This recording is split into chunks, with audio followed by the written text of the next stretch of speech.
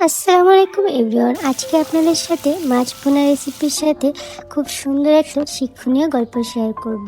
আশা করি আপনার কাছে ভালোই লাগবে। তো চলুন শুরু করা যাক। সমুদ্রের মাঝখানে এক জাহাজ প্রচণ্ড ঝড়ের মধ্যে পড়ে লণ্ডভণ্ড হয়ে গেল।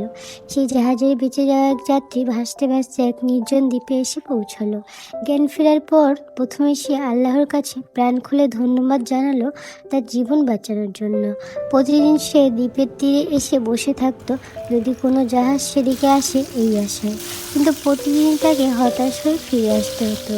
এরই মধ্যে সে সমুদ্র তীরে তার জন্য একটি ছোট ঘর তৈরি করে ফেলল।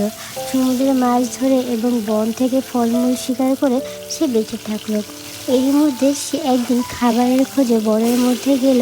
বন থেকে সে যখন ফিরে এলো তখন দেখলো তার তার যে রান্নাঘর সে তৈরি করেছিল সেখানে চুলা থেকে আগুন লেগে পুরো ঘরটিই ছাই হয়ে গিয়েছে এবং তার কালো ধোঁয়ায় আকাশ ভরে গিয়েছে।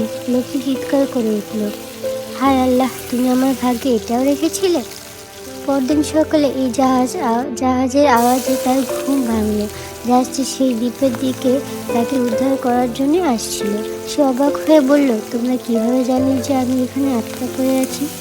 জাহাজের ক্যাপ্টেন জানালো, তোমার জ্বালানো ধোঁয়ার সংকেত দেখে। তো ভিউয়ার্স, আপনারা কি বুঝলেন? আমাদের কখনোই হতাশ হওয়া যাবে না। সবসময় আল্লাহর উপর ভরসা করে থাকতে হবে। নিশ্চয়ই আল্লাহই সমস্যা দিবেন এবং আল্লাহই আমাদের সেই সমস্যা থেকে রক্ষাও করবেন।